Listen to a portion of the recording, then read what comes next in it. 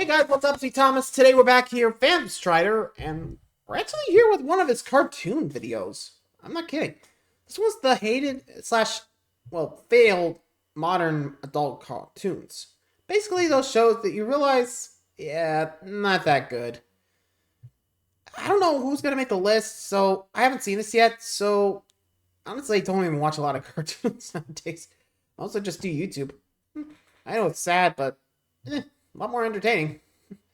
I might as well see which of these cartoons failed and why. Be sure to like, subscribe for more. Hope you enjoy. Here we go. Howdy, howdy. Hey, on Strider. streaming platforms, we've seen a lot of adult cartoons come and go in the blink of an eye. Some were severely hated by the public, or just not what people were looking for. Let's look at the most divisive of some of them, and why some were mysteriously cancelled. This is the failed or most hated modern adult cartoons. Like with the kids cartoon video before this, I'll be focusing on cartoons from 2020 onwards. But I may throw in a few exceptions from 2016 onwards, if they're interesting. And if a cartoon is older, but still getting new seasons in the 2020s, I'll consider that modern too. Anyway, Let's get started. Let's begin. Let's start with number 8. Love it. Hate it. Nope. Love it. Hate it. Next. Modern Family Guy. Let's start by talking about an old favorite, because Family Guy is running strong to this day. I often watch it on Disney+, but it remains and always has been a very divisive show, partially because of its divisive history. Family Guy is known in two lights. It's first known for its crass jokes, drawn-out cutaway gags, and trolling its audience. But it's also known for brilliant musical numbers, laugh-out-loud jokes, and beautiful animation sequences. I can't tell you how often I'll quote a Family Guy joke to this day. Alright, I'm just gonna go over here and throw up about something else now. As I've gotten older, it's gotten more and more interesting to me because I never know what to expect. Sometimes I'll laugh really hard and have a great time. Other times I'll roll my eyes and rage quit the show after a particularly garbage joke. But let's explore Yeah, it sounds like we would Family Guy. any You other love it or hate cartoon. It gets some great reviews, but also some very subpar reviews. Even its audience score on Rotten Tomatoes is pretty mixed. Look at its score for season 16. It got 69%. Did they do that on purpose? I feel like they did. I don't Let's know. start with the most popular review on IMDb from Askland. I miss the older seasons. Hi, It Meg. seems back then, Seth and his crew had fun voicing and writing the characters. Occasionally there were musical numbers thrown in, songs I know by heart. Shaboopy, shaboopy, shaboopy. That girl who's hard to get. We hardly get any of this nowadays. It seems like the only reason the show is running nowadays is money. I'm not angry at the state of the show, but I'm sad at what it's been reduced to. Jaren was a bit more Fair. disappointed with later seasons, but loved the original seasons. A shell of its former self.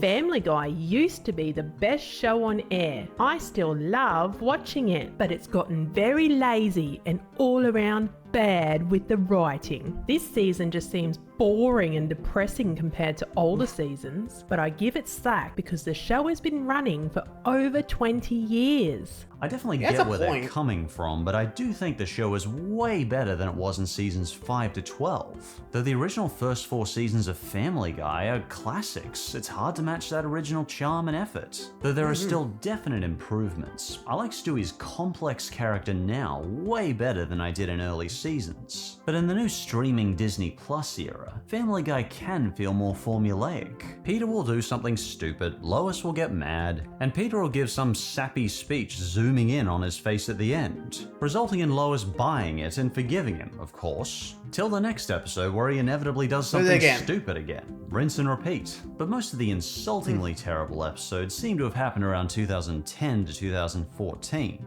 8 years ago, I did a whole worst Family Guy video focusing on these terrible 4 seasons. But in the modern Disney Plus era, Family Guy still has some really funny moments. And we still have characters I find really pleasing and likable, like Cleveland and Bruce. And Yeah, Meg's been Cleveland came back expanded too. upon as a character in more recent episodes. Plus, when they do happen, I still find Brian and Stewie episodes really special. I still think they're a great team-up. They remain one of my favorite character duos in all of animation. Family Guy wrong continually there. fascinates me because it's like a Lucky Dip candy bag. Sometimes you'll pull out a really tasty chocolate.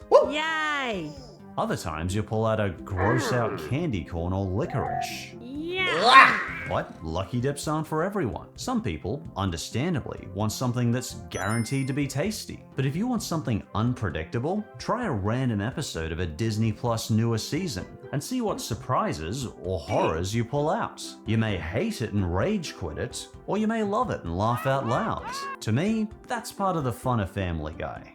And Just for number don't lose 7, it, all right? human resources. The HR? show describes itself as Big Mouth meets The Office, and from the little I've seen of The You Office, sure about it's that? not far from the truth. But I'd personally describe human resources as a very, very adult version of Inside Out. But rather than looking at the psychology of an 11-year-old's single bad experience of moving, it looks at the entire spectrum of human experiences from many different angles. And I loved Inside Out, so of course I'm going to enjoy this concept. For example, in the first episode, we see all the monsters together doing their part in the midst of a woman giving birth. And it's downright fascinating. Okay. That's why it's taking twice as long. Well, that's not necessarily true. Now you won't be able to feel anything when you push. That's how people live. Tear front to back. This and one. Okay. All throughout the episodes, there were so many interesting, thoughtful analogies. Love bugs, and my favorite, logic rocks. Robbie, it's highly unlikely there's a monster under your bed because monsters are big.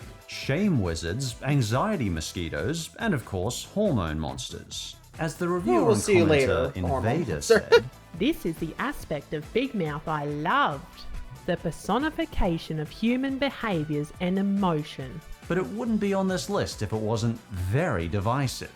Like the original show, it's definitely not for everyone. It can be queasy, gross, and uncomfortable, but so can life. I'm shown a different perspective every episode, and it's raw and exhausting. So after a tough day full of anxiety and stress, I get why not everyone wants a show like this. Between hated and wrong. failed, I'd say Human Resources was Hated? more failed than hated. Because like me, many reviewers actually enjoyed this show, such as 2FanCorp. I haven't watched Big Mouth, but this is a funny and somewhat deep show. If you don't like crude humour, this is not for you, and you shouldn't watch it and whine about it. Stay away! But I had fun with it. Ironically, That's a the point. Inside Out 2 trailer is getting a lot of credit for introducing anxiety as an emotion for Riley. But Human Resources and Big Mouth have been using the anxiety mosquito for years. Anyway, why did Human Resources get cancelled?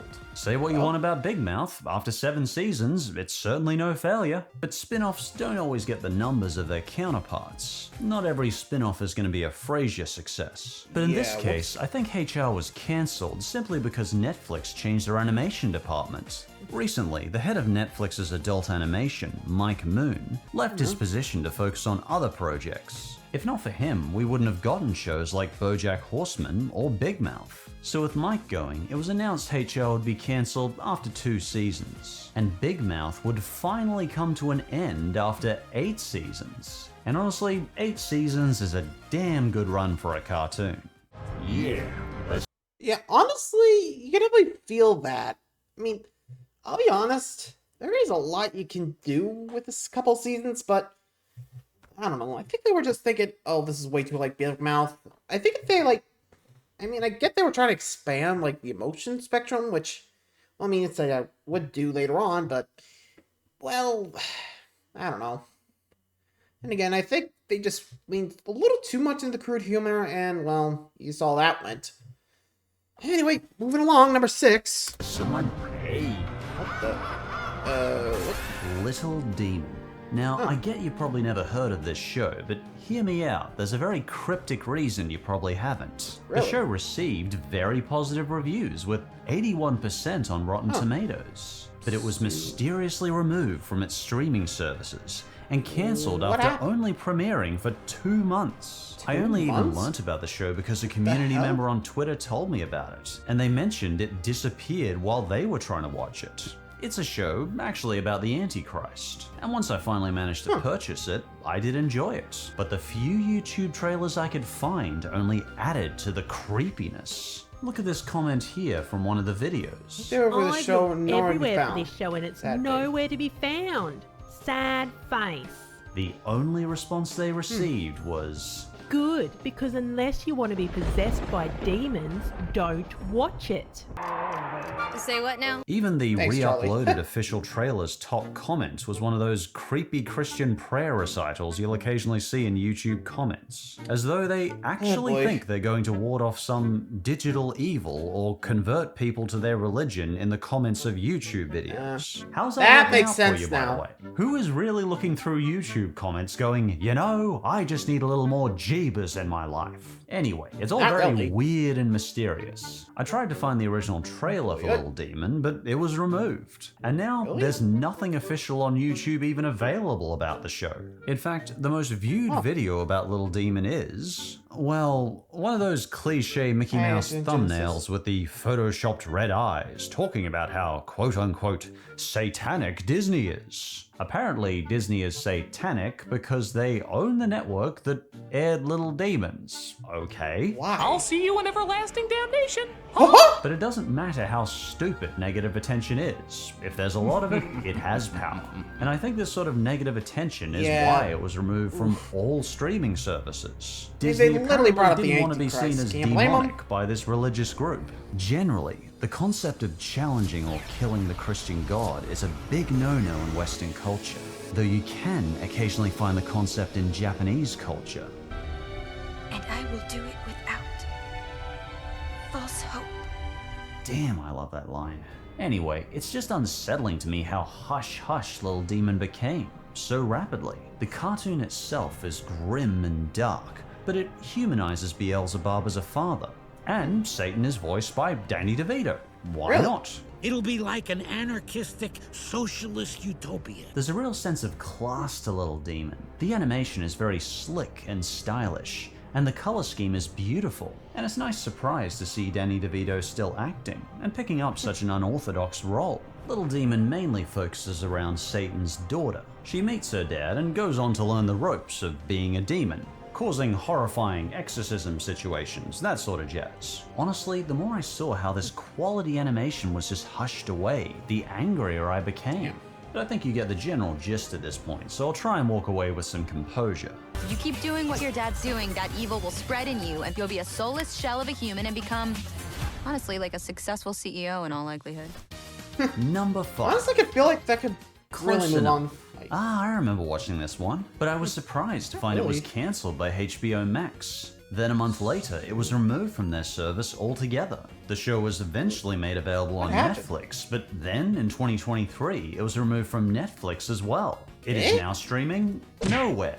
What the hell is going on? There Yeah, was the certainly hell? nothing horrible about this cartoon that I Sounds could like see. regular show I in a watched way. the entire first So what happened? season, and honestly, I find it adorable. And it's a premise I personally haven't seen in animation before. Emily and Josh are two financially struggling millennial parents with their young daughter, roommating with two divorced friends in a Los Angeles duplex. Close Enough was created by James Quintel, also known for creating Regular Show, a show I personally wasn't a big fan of, but if you've seen Regular Show, you'll Who hasn't? probably recognize his animation style. Perhaps I like this cartoon better because it had problems I could personally relate to more as a 30-something millennial. Bills, money, having a social life, taking care of family, that usual jazz. It's a funny combination of slice-of-life sitcom with completely absurd and unpredictable stories. I think Owen summed it up well in their review Millennial on surrealism. IMDb.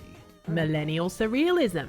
I just couldn't put my finger on Makes why sense. it would be removed from two streaming platforms, one after they the other. say why? It seems like streaming platforms toss this cartoon around like a hot potato. Apparently what happened is, back in 2022, HBO Max purged nearly 40 titles, including Close Enough, Infinity Train, OKKO, and The Not Too Late Show with Elmo. Not Eh? Elmo. Who would do that? do? Some of the animation community Okay, was not someone does pleased not with love Close fun Enough there, huh? or Elmo being removed.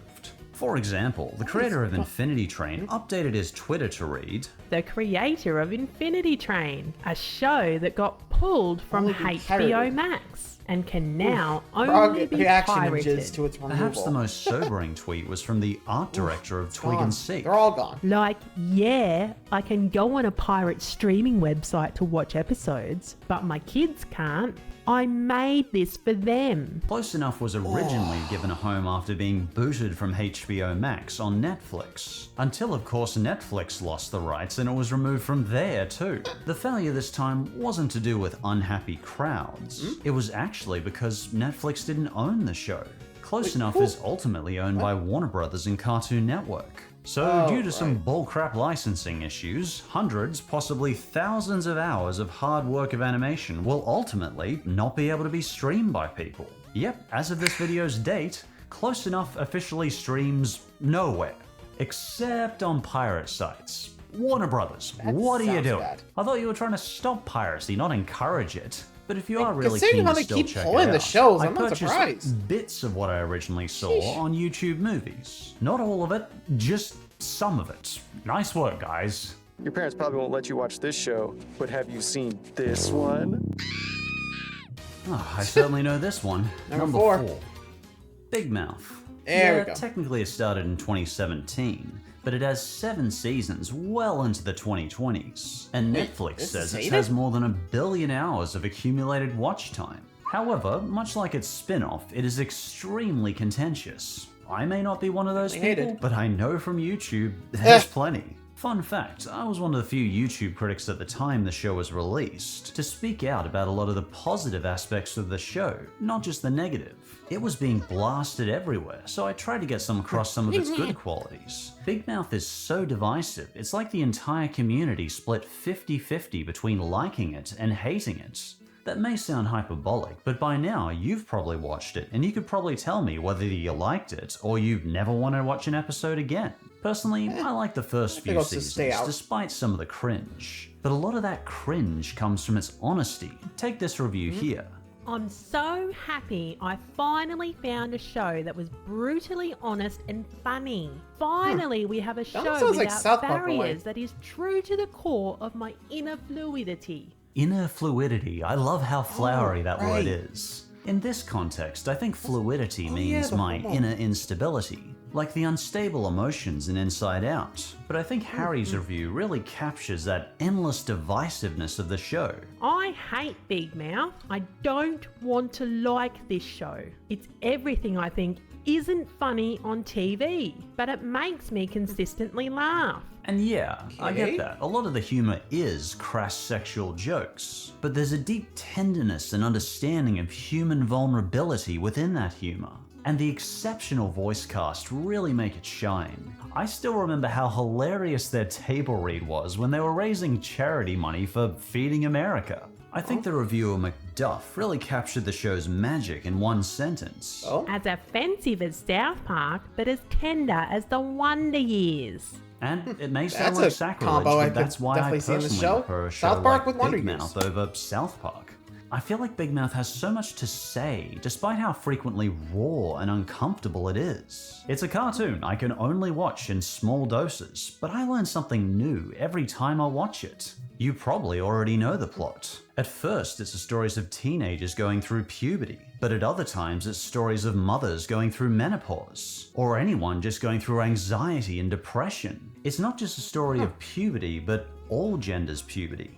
And unlike South Park, they treat transgender people like actual human beings, compared to whatever that was. When I was a Yeah, teenager, the best I had to understand the unknowns of puberty was American Pie. I'm glad nowadays we have an insightful but divisively raw show, and it's at least there for the adults that can tolerate the gross out. In my opinion, Big Mouth is indeed the best, worst cartoon.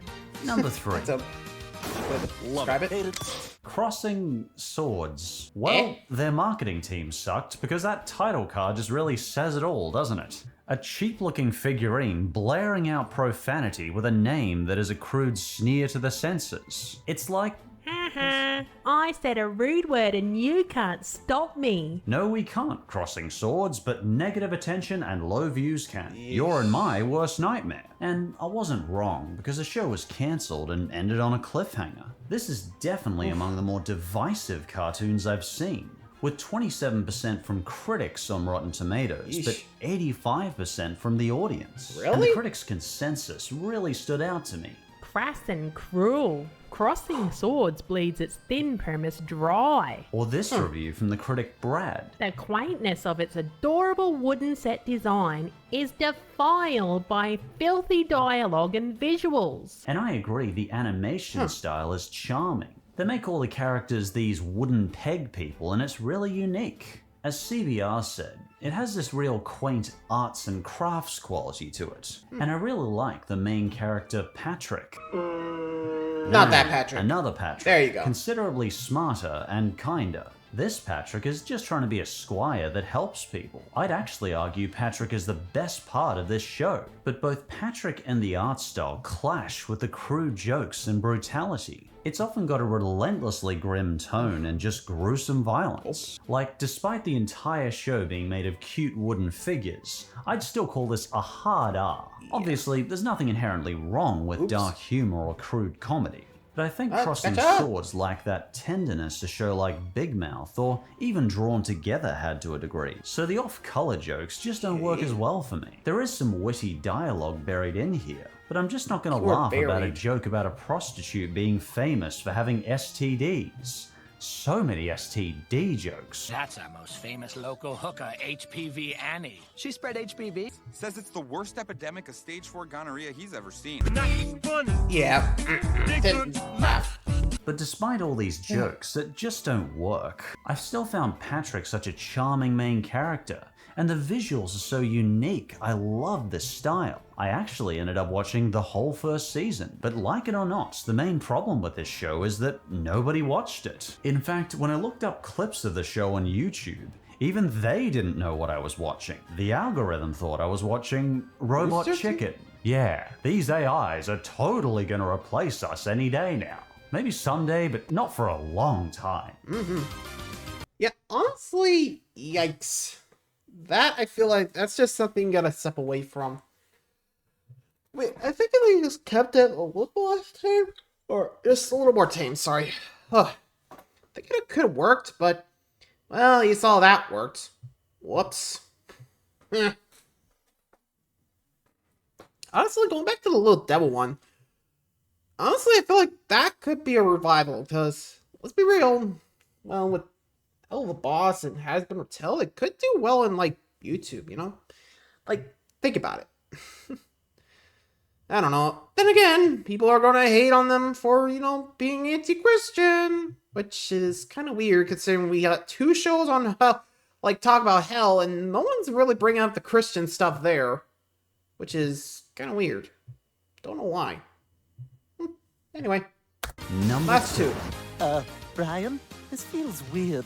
Next! The Prince. Aiming a cartoon about the Prince of England at millennials. Not the smartest move. As far as I've seen, the younger generations generally don't give 2 craps about the monarchy. The Prince is about the most clear example I've ever seen at aiming at the wrong demographic. See, if they'd made this show live action and aimed it at the over 60s, they might have got some attention. Some older generations grew up with an acceptance of authority and were more willing to listen to authoritative voices. Even if those voices have done nothing to actually earn that respect and authority, they've just inherited it. But for millennials and the even younger Gen Z, why would we care about a cartoon about Prince Philip? Particularly when it's a cartoon about how elitist and snobby he is. Didn't they get the memo about Alan Gregory? It definitely didn't work. You thought Alan Gregory was obnoxious? Wait till you meet this kid. He is, but Prince Philip is pretty annoying too. Let's just start by looking at the trailer alone.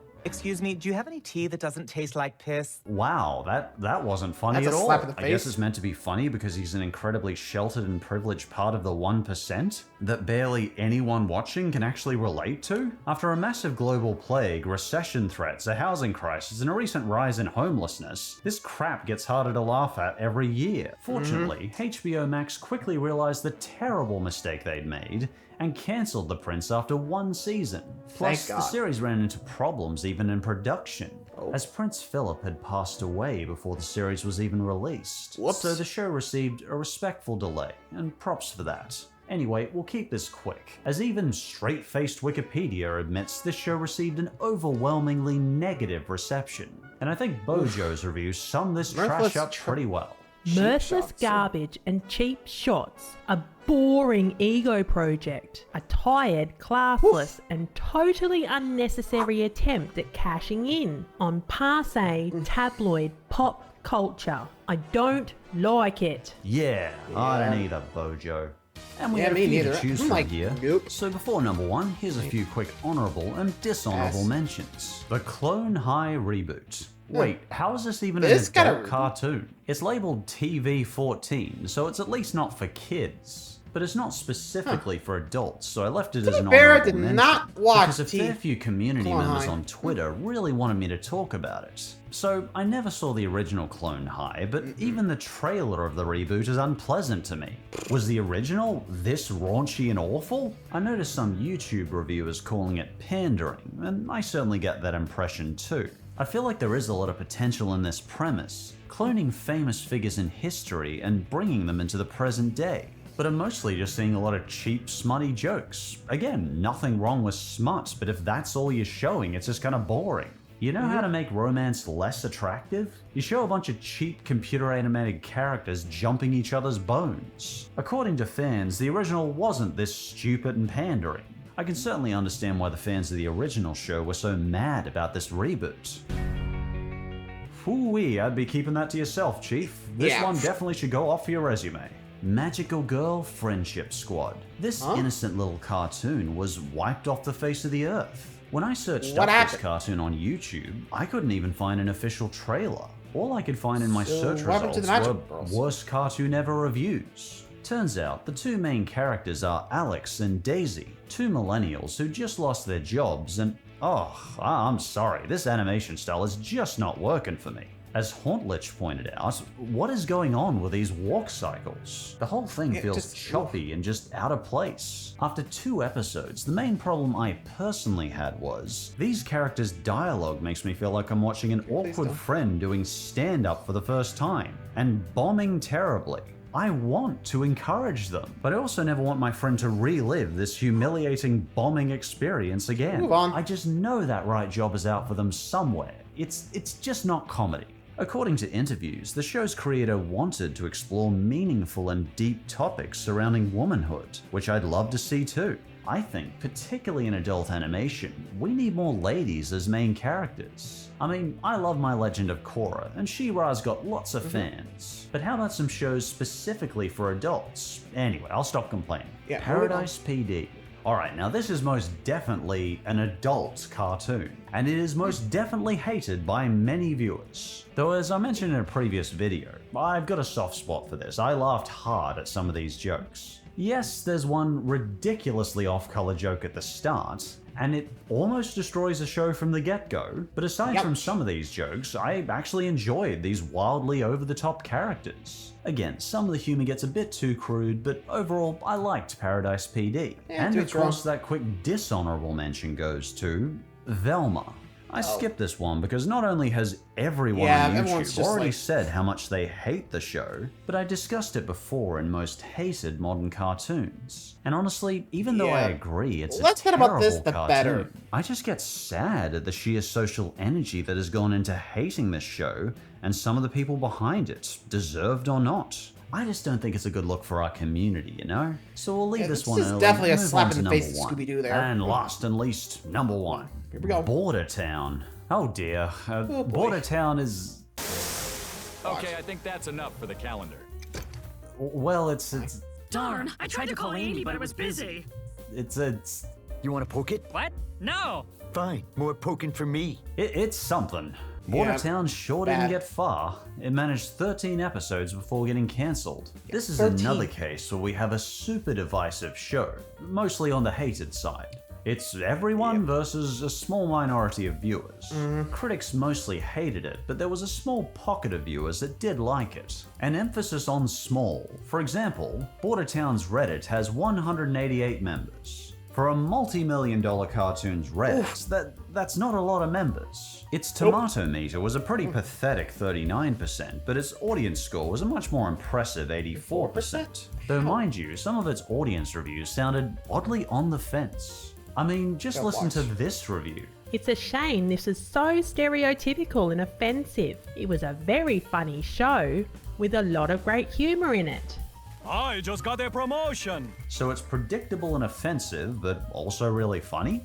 I mean, I'd call that a backhanded compliment, but mixed what do bag I here, know? huh? This reviewer rated it 4 out of 5. Enjoyable, deeply flawed at Enjoyable, the time. but deeply flawed at times. And for a whodunit, it's often predictable. How is enjoyable but thoroughly flawed and predictable worthy of 4 Even they out of can't 5 decide. stars? Some of Are these they good? Are adult they bad? reviews are What's more going on? confusing than the kid reviews I read last time. Mature television at its best. Season 2 has greatly improved the quality of the show. What are you talking There's about? no There season wasn't two. a season Season one. 2. Is anyone actually reading these Rotten Tomatoes reviews? Anyway, Probably not. The critics describe Bordertown jokes as crass and desperate. And I would say yes and no. Occasionally, it can be more tasteful than Family Guy. You're pregnant with our baby? How could this even happen? But most of the time, it's bleh. That's racist even for you, bud. The biggest shame to Bordertown is I think there were good intentions behind this cartoon. The show tries to discuss important issues like race, class, and immigration. But sadly, 99% of those jokes didn't even make me smirk. Yeah. I mean, can you even explain this joke to me?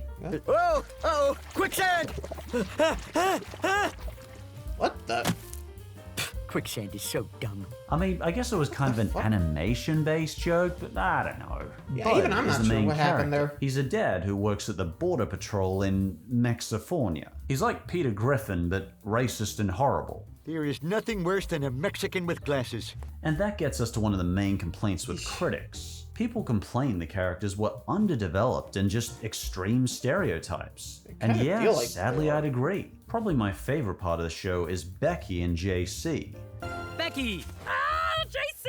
I'm so happy you're home! The daughter and the son of the two main dads. Despite JC being a far left one-note stereotype, I think they're a nice couple. If you look at Family Guy, nearly 100% of the romantic relationships on that show are miserable. But JC and Becky are genuinely warm and fond of each other. And that's refreshing in a Seth MacFarlane branded show. I mean, it's not often in American Dad or Family Guy that two characters are just genuinely happy together. But sadly, that's about the only refreshing new concept that Bordertown gave us. Some adult cartoons are hated, others are failures. Bordertown managed to be the unfortunate combination of a hated, absolute flop of a failure. Ah well, better luck next time. You know, there are a ton of potential Kevin choices to this list, and I'd enjoy hearing adult cartoons you didn't like or simply didn't succeed. Or if you just want to say hi, feel free to leave a message in the comments below. And as always, thanks for watching, and hopefully I'll see you next time. What? Today's member question is from Lee. Yeah, and honestly, sheesh, that just felt off. Like, I haven't watched the show, but even if looking at that, what we saw, I would think I would have been like, yeah, I just back up, just leave, and just never go back to those shows ever. Which, honestly, I'm kind of glad I don't watch TV nowadays. Thank the Lord. Anyway, thanks for watching, guys. Let me know which ones you actually seen, which one do you hate. Well, let me know. Till next time, see ya.